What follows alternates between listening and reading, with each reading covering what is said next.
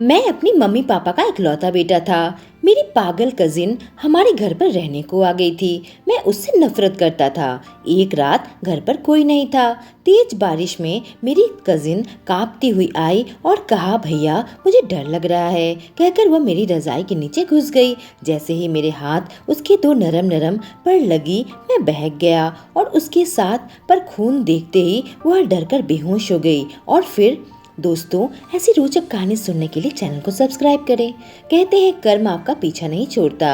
मैंने अपनी जवानी में जो कर्म किए थे, आज मैं भागता फिर रहा हूँ। मेरा नाम विवेक है। मैं 28 साल का हो चुका हूँ और आज तक अपनी हालत सुधार नहीं पाया हूँ। मैं एक काम छोड़कर दूसरे काम में लग जाता हूँ और बंजारा बनकर इधर से उधर घूमता फिरता हूँ, क्योंकि मेरे बुरे कर्म थे जिसके डर मेरे दिल से निकलते ही नहीं। मैं फिलहाल एक प्राइवेट हॉस्पिटल में वार्ड बॉय के काम में लगा हुआ हूँ। अभी 3 महीने ही हुए हैं मुझे इस काम को शुरू किए हुए। मैं अपना काम ही कर रहा था कि अचानक नर्स ने मुझे आवाज दी, डिलीवरी रूम में चलो। डिलीवरी रूम में कुछ ही देर पहले एक औरत एडमिट हुई थी। उसको बच्चा होने वाला था।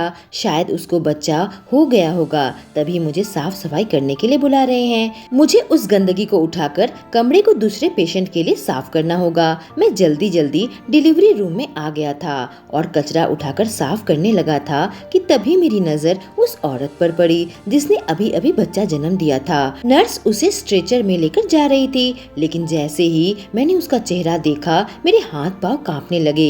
एक पल डर ऐसा छाया कि मैं सांस लेना तक भूल गया था।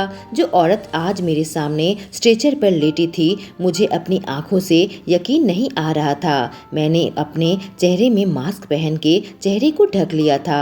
मेरी हालत ऐसी थी कि मानो मैं भूत देख लिया हो। मेरा अतीत, वर्तमान, भविष्य सब एक हो गया था। इस सच्चाई को मानकर मैं आज तक जी रहा था, जिस भूत से आज तक भागता फिर रहा था, आज मेरे सामने बैठी हुई थी और मुझे अपनी आंखों देखी पर यकीन नहीं आ रहा था। उस औरत को दूसरे वार्ड में शिफ्ट कर रहे थे। मैं जल्दी से अपना काम खत्म किया और नर्स से उसका नाम पूछा। उसने जो कहा उसे सुनकर मुझे अपने कानों पर यकीन नहीं हो रहा था। एक पल के लिए मेरे दिल में नफरत इस कदर भर गई थी, मेरे अंदर गुस्सा इस कदर भर गया था कि मुझे लग रहा था कि मैं सब कुछ जलाकर राख कर दूं। अपना काम करके उस दिन मैं घर पर आया तो जाने क्यों मैं पसीने पसीने हो रहा था। उस औरत ने एक बेटे को जन्म दिया। वह अपने पति के साथ बहुत खुश लग रही थी। उसके पति का चेहरा मैं देख नहीं पाया। उसकी जिंदगी खुशियों के रंग में भरा हुआ था और मेरी जिंदगी अंधकार में डूब चुकी थी, जबकि इसका उल्टा होना चाहिए था। जो मेरा हक था वो मुझे नहीं मिल पाया था। मेरे साथ धोखा हुआ था। अगले दिन वह औरत अस्पताल से रिलीज होने वाली थी और मैंने सोच लिया था मैं उसका पीछा करूंगा। लाख कोशिशों के बावजूद मैं उसके पति का चेहरा देख नहीं पाया था। जैसे ही वह अपने पति के साथ गाड़ी से निकली, मैंने अपनी बाइक उठा ली और उसके पीछे पीछे जाने लगा था। वह हमारे ही मोहल्ले में पहुंच चुकी थी जहां मैंने अपनी बचपन बिताई थी। जब मैंने वह घर देखा जिसके अंदर वो जा रही थी, मेरा सीना दर्द से भर रहा था। वह घर मेरे जिगरी दोस्त राजेश का था। पास ही मेरा अपना घर था। आज मैं अपने घर जाना चाहता था। अपनी मम्मी पापा से मिले मुझे बरसों हो गए थे। जब मैं घर से भागा था तब मैं 17 साल का था और इंटर की पढ़ाई भी पूरी नहीं कर पाया था। दर दर भटक कर भी मुझे छोटे मोटे काम ही मिल पाए थे, क्योंकि मेरे पास अच्छा काम करने के लिए क्वालिफिकेशन नहीं था। यह सब कुछ मुझे मिल सकता था क्योंकि मेरे मम्मी पापा कोई गरीब नहीं थे। मेरा हाल आज ऐसा इसलिए हो गया क्योंकि जब मैं जवान था तो मुझे एक बहुत बड़ी भूल हो गई थी। मैं अपने मम्मी पापा का इकलौता बेटा था। जब मैं 8 साल का था तो एक दिन मेरी माँ अपने साथ एक लड़की को घर लेकर आ गई। मैंने पूछा, माँ ये लड़की कौन है, क्योंकि इससे पहले मैंने उसे आज तक नहीं देखा था। उसने कहा, यह तेरी मौसी की बेटी है। यह सुनकर मुझे बहुत हैरत हुई थी क्योंकि मेरी मौसी तो घर पर बहुत बार आ चुकी है, पर उनकी बेटी को मैंने आज तक नहीं देखा। मैंने कहा, माँ मौसी तो अपनी बेटी को कभी घर लेकर नहीं आई। मेरी माँ कहने लगी, यह बच्ची थोड़ी अलग है, इसी वजह से मौसी इसे बाहर लेकर नहीं निकलती बेटा। जब मैं उस लड़की से उसका नाम पूछा तो उसने मेरा मुंह नोच लिया। मुझे बहुत गुस्सा आया था, मन किया कि एक थप्पड़ उसे मार दूं। मैंने कहा, माँ यह लड़की पागल है क्या, देखो कैसे मेरे मुंह नोच दिया। मेरी माँ मुझे डांटते हुए कहा, बेटा इस बच्ची के लिए ऐसे शब्द अपने मुंह से मत निकालो, पागल नहीं है, थोड़ी मंद बुद्धि है। इसी वजह से मौसी इसे अनाथ आश्रम भेजना चाहती थी, पर मैं इस बच्ची को सब कुछ सिखाऊंगी। आज से माधवी हमारे घर पर ही रहेगी। यह सुनकर तो मेरे ऊपर मानो मुसीबत का पहाड़ टूट पड़ा, क्योंकि लड़की बिल्कुल जंगली बेकाबू थी। जब देखो मुझे नोचती मारती रहती थी।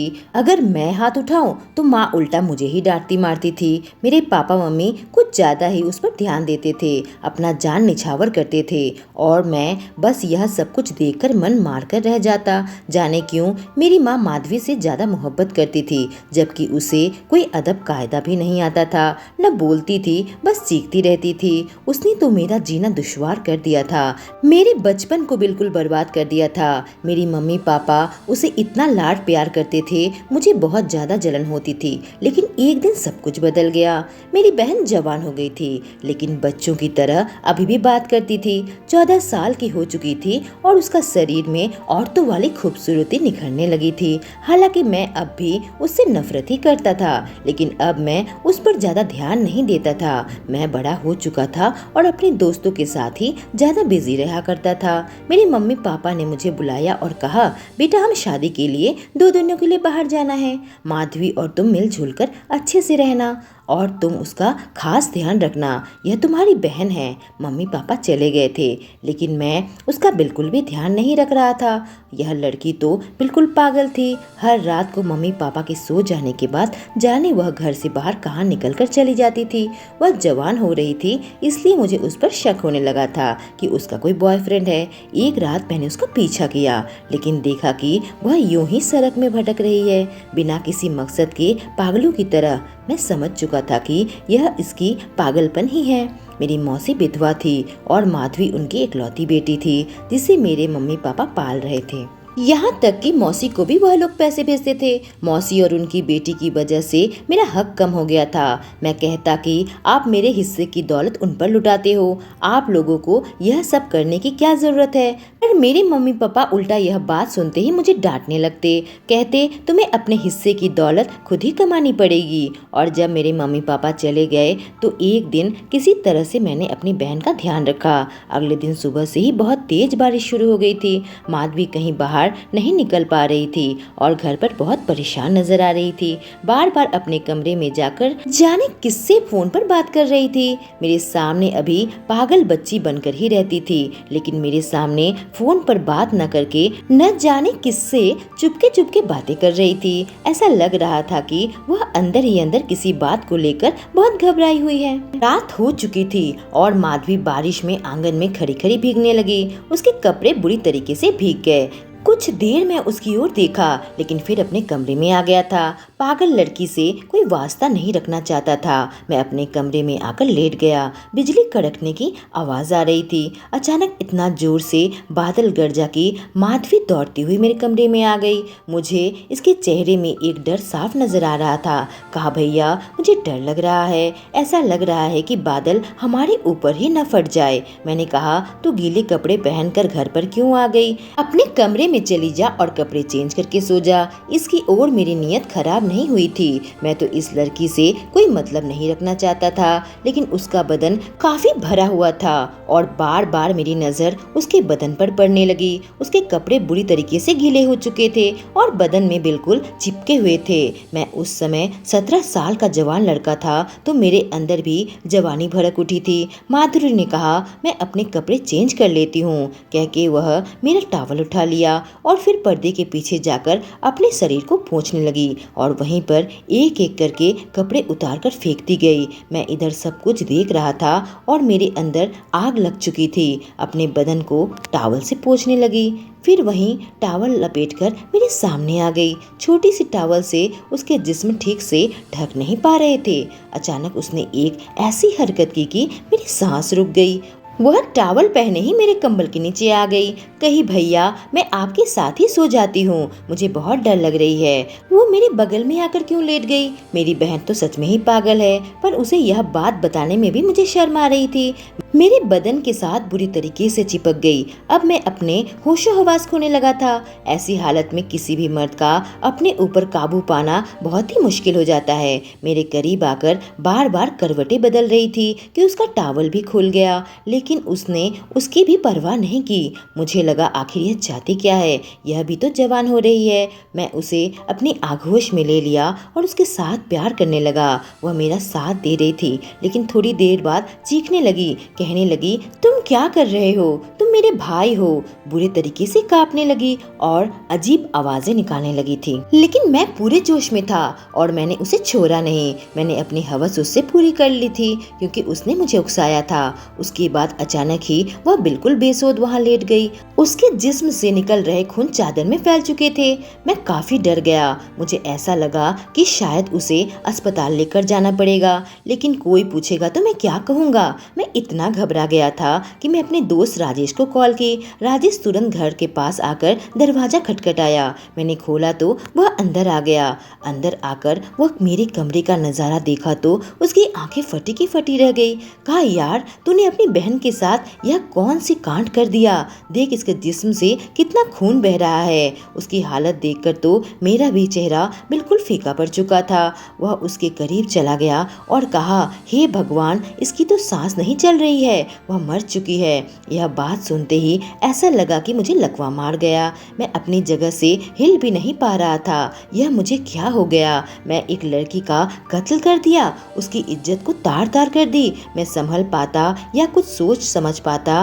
राजेश ने कहा यहाँ से भाग जा और दोबारा कभी वापस मत आना, क्योंकि अगर पुलिस तुझ तक पहुंच गई तो तेरी जिंदगी बर्बाद कर देगी। कत्ल के इल्जाम में तुझे जेल में डाल देगी। मैं तुरंत घर से निकल गया था और वहां से भाग गया।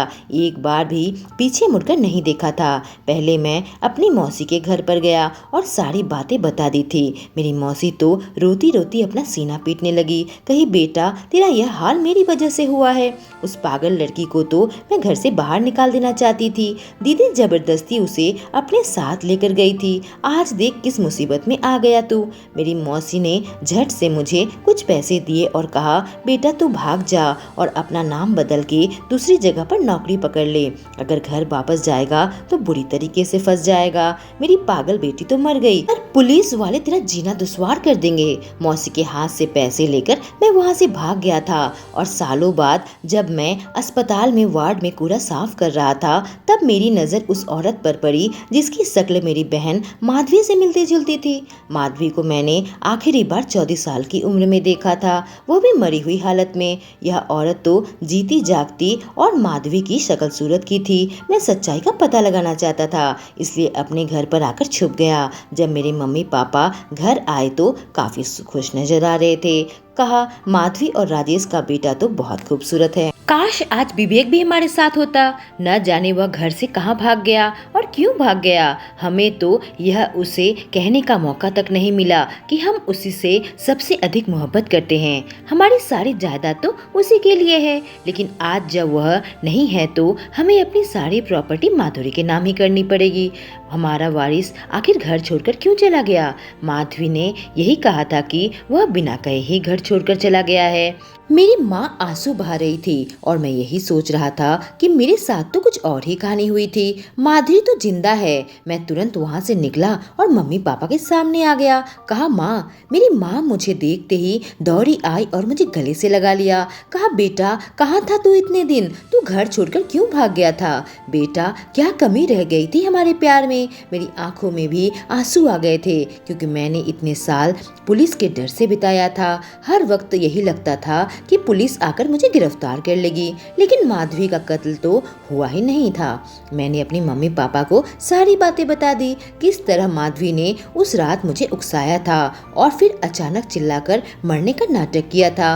मैंने अपने दोस्त राजेश को मदद के लिए बुलाया था तो उसने देखकर कहा माधवी मर चुकी है, तू यहाँ से भाग जा वरना पुलिस तुझे गिरफ्तार कर लेगी। मेरे मम्मी पापा के सिर पर मानो आसमान टूट पड़ा था। मैंने उसे यह भी कह दिया था कि मौसी मौसी के घर भी भाग गया था। उन्होंने भी मुझे यही सलाह दी थी। मेरे मम्मी पापा को तो ऐसा लग रहा था कि अपने कानों से यह बात यकीन नहीं आ रहा था।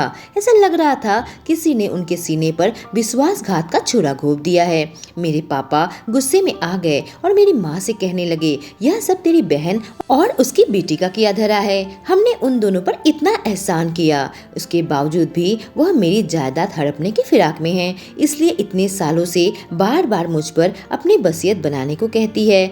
बस मैं इसी उम्मीद में था कि एक दिन मेरा बेटा विवेक वापस आ जाएगा, इसलिए अब तक वसीयत नहीं बनाई थी। मेरे पापा ने मेरी मौसी राजेश और माधवी को घर पर बुला लिया। वह लोग आ गए थे और मैं जैसे ही उनके सामने आकर खड़ा हुआ तो माधवी की आंखें फटी की फटी रह गई। मेरी मौसी का चेहरा भी बिल्कुल फीका पड़ चुका था और राजेश के चेहरे पर भी डर साफ नजर आ रहा था। मेरे पापा ने कहा, तुम लोगों ने जो मेरे साथ विश्वासघात किया, बताओ यह सब कुछ क्यों किया? मेरी इकलौती औलाद को तुम लोगों ने मुझसे जुदा कर दिया। वह लोग माफी मांगने लगे थे और कहा दौलत के लालच में आकर ही उन्होंने ऐसा किया था। माधुरी ने जानबूझकर ही मुझे उकसाया था और फिर राजेश की मदद से उन लोगों ने मुझसे हमेशा के लिए छुटकारा पा लिया था। माधवी पागल नहीं थी, बल्कि राजेश उसका यार था। वह तीनों ही साथ मिले हुए थे, इसलिए माधवी को उस रात इतनी परेशान और घबराई हुई सी नजर आ रही थी। मेरे पापा ने उन लोगों से रिश्ता तोड़ दिया और उन्हें घर से निकल जाने को कहा। अब तक मेरे पापा उन लोगों की मदद करते आए थे, पर अब उनके ऊपर से हाथ खींच लिया था। पर मैं अपनी जिंदगी के इतने साल खो दिए थे, मैं पढ़ लिख भी नहीं पाया था। मेरे पापा ने मुझे अपने बिजनेस के काम में लगा दिया और साथ ही मुझे पढ़ने को भी कहा।